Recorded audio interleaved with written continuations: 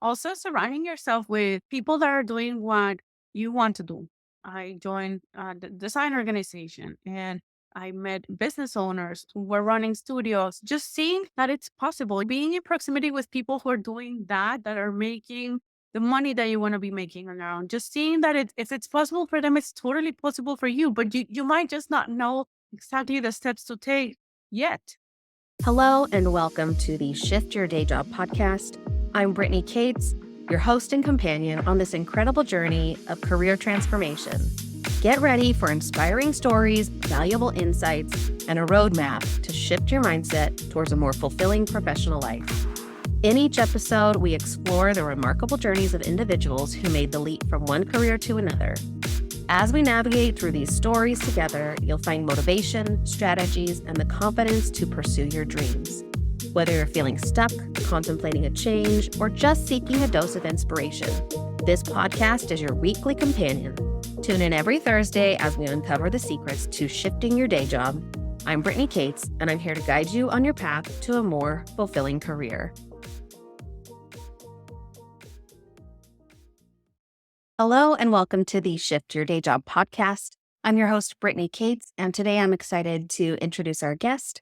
Her name is Karla Pamanes, and she is an award-winning designer, a branding expert, and mentor based out of San Antonio, Texas. She's designed for brands such as HGTV, Food Network, Brit & Co., and several other amazing companies. Her focus is on building branding that tells a story and reflects the core values of a company.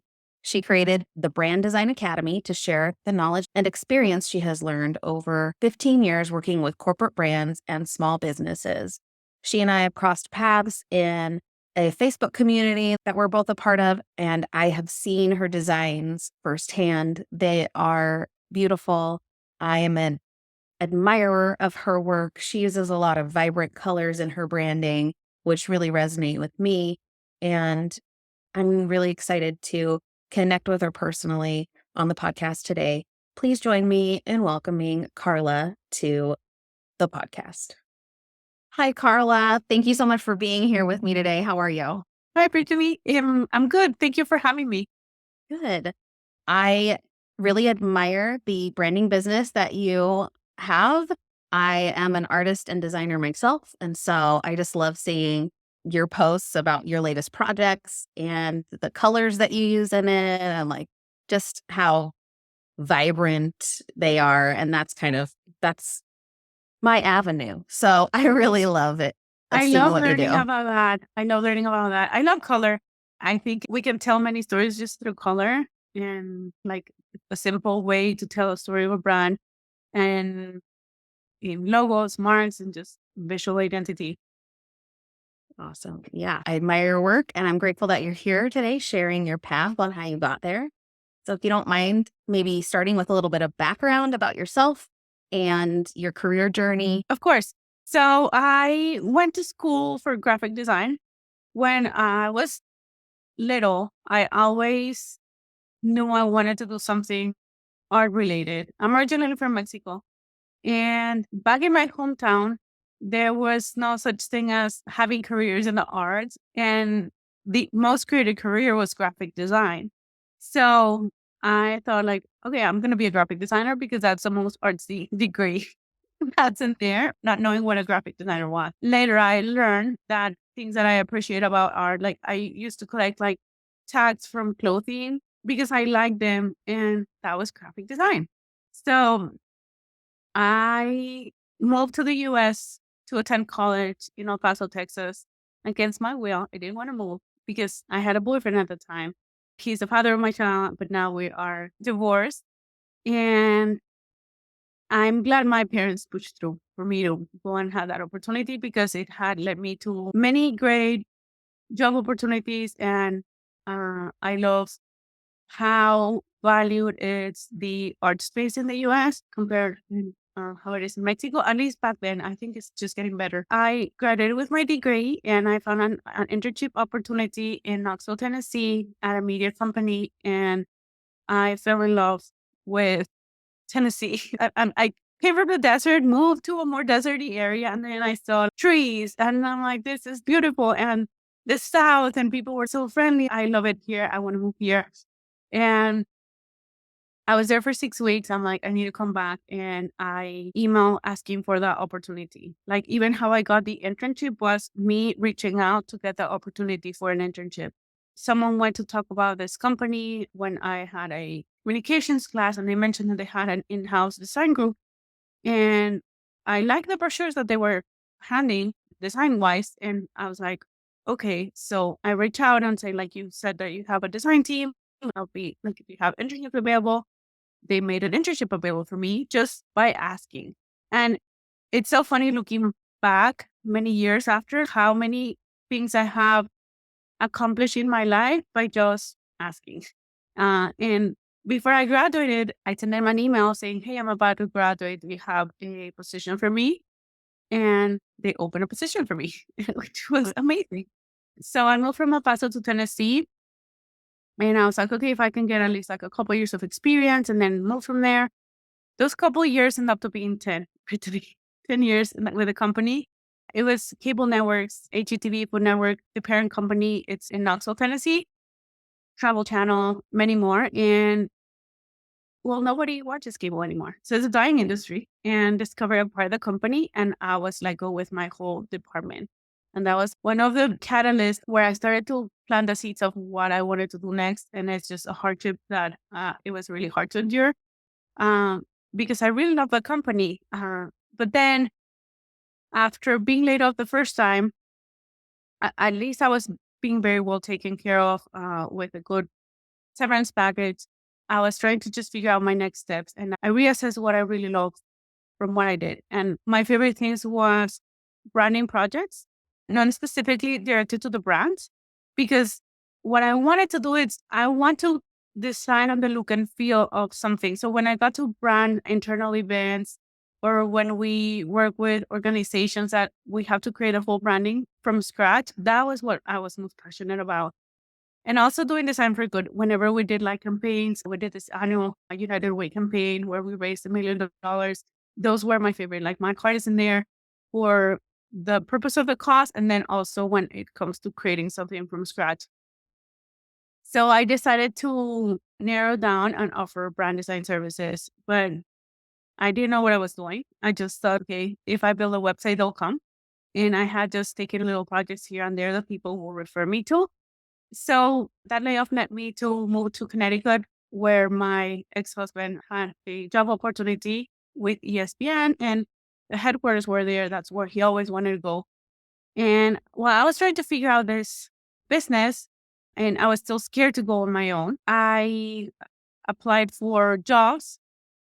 And it's so funny that before I moved, I had no one. I didn't know anyone in Connecticut. So I did some research, and I found a design organization that had a past president from Peru. And I was like, we have this connection. We speak Spanish. I want to be friends with her so she can guide me through the design world in Connecticut. And again, reaching out, like doing something. It took me a month, Brittany, to reach out to her. Like I put it on my notes, her name. So doing like those little things that feel uncomfortable, but I just found the courage. I'm like, okay, how many more times I'm going to write her name again in my planner? I'm just going to email her. Email her, hey, I'm going to move into Connecticut. I don't know anyone. Can you guide me through the design world? This is my portfolio. I was not looking for a job opportunity. I was looking for a friend. Uh, Long story short, I ended up working at the agency that she was employed at. They needed help, but it was like because I reached out and she said no one had ever reached out to me like this. So it's a reminder just for myself to keep reaching out to people to connect, to build real relationships. I think at the beginning of my business, I was so desperate to just try to find one opportunity. And when I let go of focusing on the outcome and enjoy the process of connecting with real people, it just makes a whole difference. Yeah. So it was 2020 and I was working at the agency and we were all living in hills, right? Like I have a 10-year-old boy and school pretended like we working parents were not working from home and employers were pretending like we don't have kids that we have to assist for online learning. And it was hard. And I was the very first person to be laid off from the agency. And the second time being laid off, I had only been there like a little bit over a year. It didn't hurt that much. I actually felt like a relief because I was just trying to do it all. And then also, like me, like as women, like we take on a lot of responsibility. So I was taking so much on me. It was a work, the online learning, like all the things. And then what we did is we decided to go to Mexico to quarantine with my parents. And unfortunately, my dad passed away just 2 months after being there. And it was sad to be part of the statistics of COVID. And that was just like my wake up moment because it's like hitting rock bottom. I was there unemployed, feeling like, I mean, I was grateful I didn't have a job so I could be fully present to help my mom. And that was the realization that I really wanted to keep having this time and location freedom that I had. I was still dabbling in my business, but I was not like fully committed to it. I didn't yet have the confidence of knowing that that was going to be my full source of income. Changing your mindset, it's huge. So having that gap and space to work on myself, on my beliefs was so important to be where I am right now. And now I'm on my fourth year full time in my business and everything's working out. I decided to go on my own in my life too. So I'm a single mom. Just thinking how to replace my income was like such a hard thing to believe it was possible. But then I was able to even to double it. And it's crazy when we take the leap of faith and start believing in ourselves. I learned something huge that I know it was important in a business, which is networking. I'm an introvert and I could have stayed with that idea of like, I'm an introvert. I don't like talking to people and I'm just gonna go my own way. And I was like, no, we have to push through and get out of our own way and try to just work on those things that we know are gonna help us to take us to the next level. I love that story. Thank you so much for sharing. And I think you brought up a lot of great points along the way. One of the things you said was it was very hard being laid off that first time. What did you do to push through that tough moment or get through that hard time? Well, it was a very stressful time. First, sometimes we have our identity tied up to our roles or what we do. So when something unexpected happens that changes, I mean, that's really hard. Also, I was a breadwinner. So that was a huge thing for me. I'm an immigrant in this country. So I was also not in the middle of the process of getting my green card. So that part was also super stressful, thinking I'm in between the process of all the departments with being laid off. I'm like, what does this mean for me? I had an amazing leader who advocated for me because he was also international. He's from the UK and he knew my situation. And I know he took care of me because literally I got my green card and the week out after that, we were all laid off. So I'm sure they're just waiting for me to get that. So that change can happen. And that was very stressful times in my life. And then by then, my ex-husband had already moved to Connecticut for a temporary position, so I was playing single mom and then I had to sell the house all by myself. It was so much. Sometimes it's in this struggle where the universe tests us, and that really helps us become stronger.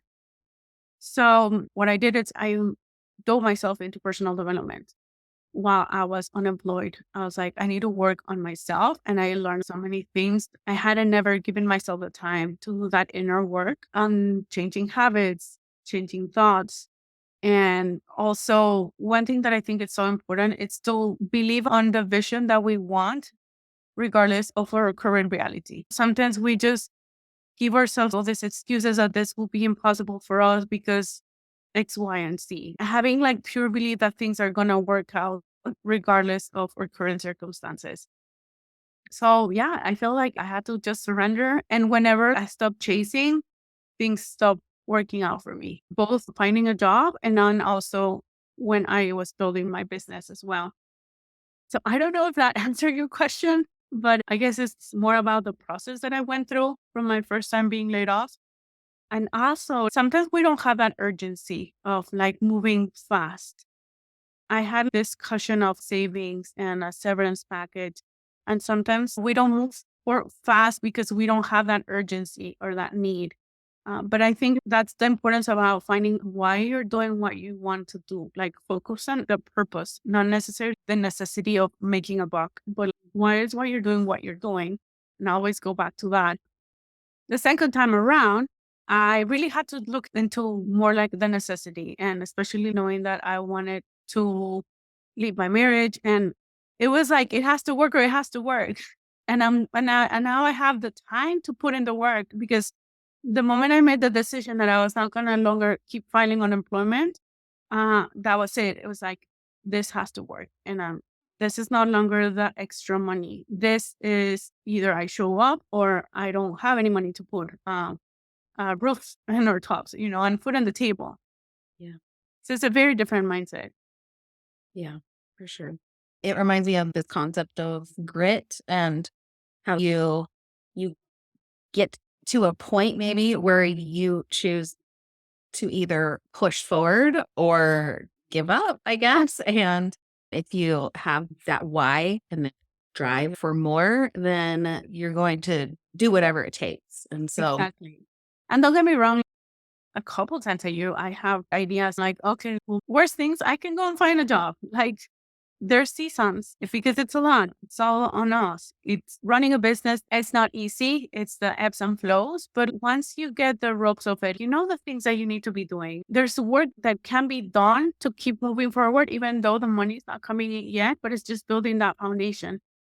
And then it's for me, it's always a reminder of going like to my past self who had the courage to reach out, like just reach out and ask for the opportunity. You just never know. Like, what's the worst thing that they can say no? And then you say, like, okay, maybe I'll just reach out back later. But I always just try to remind myself, what's the worst that can happen? I can go and find a job. And when I had to be sponsored to be in the US, it had to be tied to my degree. So it was not easy, just go find a job. Like, I can do any random job if anything happened. Before, I didn't have that opportunity. It had to be something like a company had to sponsor me. So just knowing, okay, worst thing can happen. I mean, I can go find a job at McDonald's. So it's like things will work out regardless. And there's always a way. how would you say that you got to that point where you kind of recognize that within yourself? Like, it's going to work out no matter what, I'll be fine. How do you think you got to that place? Well, I dove into personal development, so working on the belief in myself. And then I joined a couple entrepreneurship programs. I believe strongly in mentorship, and that you can get in many ways, right? Like one-on-one, hiring a coach, through books, just learning from those ahead of you. So I think education is so important, and not necessarily the traditional education. I believe in self-education so strongly because I'm sure that's what has brought me this far. Also, surrounding yourself with people that are doing what you want to do. I joined the design organization, and I met business owners who were running studios, just seeing that it's possible. Being in proximity with people who are doing that are making the money that you want to be making on your own. Just seeing that if it's possible for them, it's totally possible for you, but you might just not know exactly the steps to take yet. So that's what a lot of what I did, like join business courses and classes, being surrounded with like-minded people who are building the same, not necessarily the same thing, but have the same ambition of running their own businesses. That has been crucial for me. Always being in community with like-minded people. That for me just helped me to see that it was possible. When I decided like this has to work, it was the unemployment department. It was like during COVID, it was really flexible because there were like not many people hiring, but it came to a point that we really had to be looking like for jobs. So I did. And I had this interview with a remote agency because I was still afraid of going 100% in my business. Growing up, I didn't have entrepreneurs in my life. In my house, my parents were educators, and anything that they did extra businessy, like it was just a side hustle, like tutoring. My mom had a chocolate store at her garage that later it grew, but the business never provided 100% for the household. So in my mind, it was just a side hustle mentality. And it was always like, you need to have something secure, always your paycheck. But for me, that secure thing was not feeling very secure anymore after being laid off twice. So I had this interview. I'm like, okay, worst case, maybe remote is the option, right? Because I want the location freedom. I jump on the interview and comes up like, yeah, it's remote, but I wouldn't be able to have time freedom. Like it's remote, but they still want you in your computer from 8 to 5, like 100% available. And I had this pit in my stomach that I was like, I cannot do this anymore. I just can't. I'm a mom. I need the availability to be able to pick up my son. At that time, my son was enrolled in school in Mexico, and there's no such thing as a boss. So I had to go and pick him up. I needed that. And I just didn't want to have to be asking permissions for little things that I need to do to fulfill my life. I needed a work that fit my life and not just fit my life through my work hours. So I've never been in an interview hoping they'll never follow up with me. And luckily, no, they didn't. They didn't contact me, but that was it. I cannot keep like having the idea of having the business, but doing the actions of looking for another opportunity. And that was it. It was or either like I extend my unemployment, that it was going to only take me so far, or decided I'm going to go 100% in. So that was it. It was just a decision, but it's a hard one. But yeah, I did it. And it also helped that I had built savings too. I had built at least like 8 months of essential money to live on. So that was helpful. But still, even to this day, that money doesn't exist, right? It's a savings, but we're not even going there. When I need to find a way to make things work because touching the savings is not the goal. It's literally the emergency. But yeah, I think that was it. It was that interview call that it was like, I cannot do this anymore. I want to own my time. I want the time freedom. I want the location freedom. Yeah. I think that's a really important thing for us to make sure we establish when it comes to deciding what career we're wanting to pursue is what is our work life balance that we're looking for? What are the benefits that we are hoping to get from whatever job it is that we're doing? And remembering that when we are in an interview, that we're interviewing the company as much as they're Yeah. interviewing us. And so, really knowing what it is that you need and want for your life is important in making those decisions rather than maybe coming from some desperation of, I just need a job or I just need an income. It's always about more than, right? And so, I think that takes work, Brittany, to get to that point, to have that abundance mindset, because we can go into thinking this job interview, it's my only opportunity, like having this scarcity that there's not many jobs available for me. This is hard, or like finding clients is difficult. It's like, no, there's enough for everyone. And just but working on that mind shift takes time. So it's constantly doing the work, like you can do it and you have a couple months where you're like, yes, I feel abundant and everything's working. And you never know, life happens that might derail you. Like last year, I got scammed through a vacation thing that I bought and it brought me to the ground. I lost a couple $1,000 until I made the decision. I'm like, okay, this is not gonna define my month, my year. I'm gonna find a way to make that money, bring that money back, and just believing that the money is just a resource and I can make more of it instead of staying in the negative of what happened. And also just being aware and learning. It's just a learning experience. So for me, it's like, okay, be more aware of not trusting right away and just recognizing red flags and just, yeah, it's not about failing, it's about learning. yeah, I love that. Thank you. One thing I do want to come back to is this idea of networking and reaching out to people. Can you maybe talk a little bit more about building a support system and seeking guidance and mentorship through networking? Of course. So I didn't really learn much about networking until I bought this course about freelancing. Because I had established my business, okay, with the branding side of it, with packages, and that was all well done. But then I also thought, like, well, maybe I can also freelance because that's what some designers do. They say they're freelance designers without not even knowing what that actually meant, which is running a business. And that you also need to do things to get work, not just, I mean, some people get lucky by just being busy with referrals, but there's also outreach that we need to be constantly doing or marketing ourselves. So through this freelance course, I learned about networking and also doing in-person networking. When I was in Connecticut, I joined this group of moms in business, Boss Moms Connecticut, and then they were doing in-person events. So I built up the courage to show up to one of those events. Uh, I love that working online. It comes easy to me. It's easy to be behind a computer, right? But I just made myself go. And it's also a little bit easier when you do it online and then you meet these people in person because you already have an idea of who they are. Now I can go into a new working event in person and I don't feel anymore like the pain in my stomach, the butterfly. I mean, it still feels like the first day of kindergarten, like you don't know anyone, but it doesn't make me feel sick to my stomach anymore. I've learned that when I stop thinking about meeting people with the intention of converting them into clients or telling everyone about what I do, it just really just help ease things and actually just works in my favor. I make it all about others. People love to be being asked about them.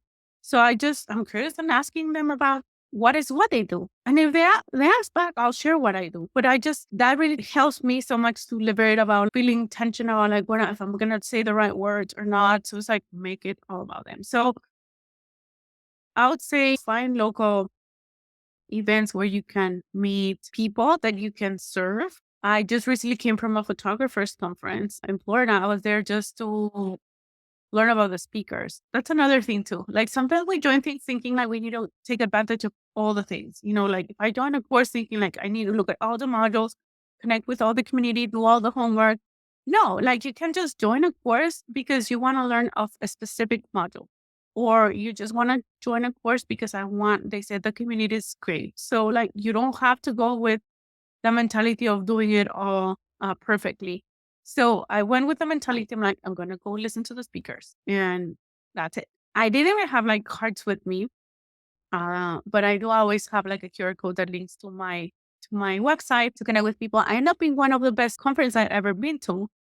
And photographers are a complementary business for me. So that's another great thing. Like you don't have to always be connecting with your potential clients. You can also connect people who are complementary services providers with you. As I was reflecting about this experience, I just realized it also has come with doing the reps, like putting myself in the situations over and over and over that just finally doesn't feel weird or awkward. Or now I feel I have grown my skills by just doing the reps. Even like before Brittany jumping on a call, like we are talking, I would just be feeling so nervous, like feeling like sick to my stomach because it's something that felt uncomfortable, but it just keep doing uncomfortable things, getting out of your comfort zone. And your comfort zone, it's going to look very different than someone else. Someone like talking to someone else or speaking in public might come easy. Well, for me, it wasn't. So it has to be an extra work to just get out of my way and learning that doing business means connecting with people and expanding your network. And the more people that know what you do, the easier someone will be able to refer to you. So I guess my advice is just do it and put yourself in a situation where you can go and meet other people. At the beginning, it was just simple. I would make like simple goals. When I made it a goal about networking, as long as I connect with two people, talk to two people, that's it. That's even better. Something else that I've learned, it's you be the one to ask for the card. That's why I don't even bring a business cards with me. I'm the collector because then it's in me to reach out to them. So it's not you're just handing a card wishing hoping someone's gonna call you. No, like it's if you ask for the card, it's on you to keep nurturing that relationship. I love that advice of serving other people and making it all about them and just showing up authentically and taking intentional action, even incremental intentional action. Like I'll talk to two people or I'll get this many business cards or I'll make the one phone call. So Right. I love the advice. Thank you. Sometimes it's just the little actions that add up into something big. Because even if it's just one little action that keeps adding and adding, and still to this day, I procrastinate to do things that feel uncomfortable. For me, sometimes emails, like drafting that email is like, oh my goodness, I just can't. But I know that's one, like if it feels a little bit uncomfortable, I think it's a sign that you need to do it Yeah. because it's scary because it can lead to something big. So that's why we're scared about it. So it means like we really just need to push through and do it. I love that. Thank you. Well, I really enjoyed listening to your experience, and you just sprinkled all this amazing advice and inspiration throughout your story. So I appreciate your time being here. As we close off the interview, can you share where people can find you, follow you, or maybe inquire about your services? Yeah, of course. I'm everywhere at Karla Pamanes. So on Instagram, I'm Karla.Pamanes. My website is karlapamanes.com. You can email me at karla@karlapamanes.com. It's live it easy. Instagram is my happy place. That's where I show up often. And yeah, that you can learn about my services. I also mentor other people into learning how to become brand designers. So if you're interested in that or help with your branding, that's the place to go. Thank you so much. Thank you. Thank you. I It was a pleasure chatting with you, especially after getting to know you a little bit online. It's really been fun Thank you for having to me. connect. I just want to give a thanks to Karla for joining us today on the podcast. I loved the story she shared about her journey and how much of it was a process to get where she is today. There are a lot of themes that came up in the conversation, such as seeking out community, finding like minded people who are in a similar situation as you to help support you, finding mentors or people that are just a few steps ahead of you to help guide you on your own career journey, making connections and reaching out. You never know what's going to happen unless you ask. And this idea of creating a vision for what you want your life to look like, and then using the why as a driving force to help you keep going and keep moving towards your goals.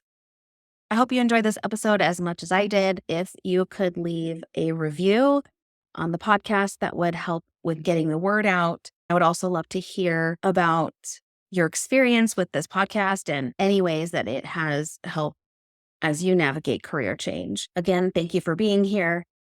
I'm your host, Brittany Cates, and together, let's shift your day job.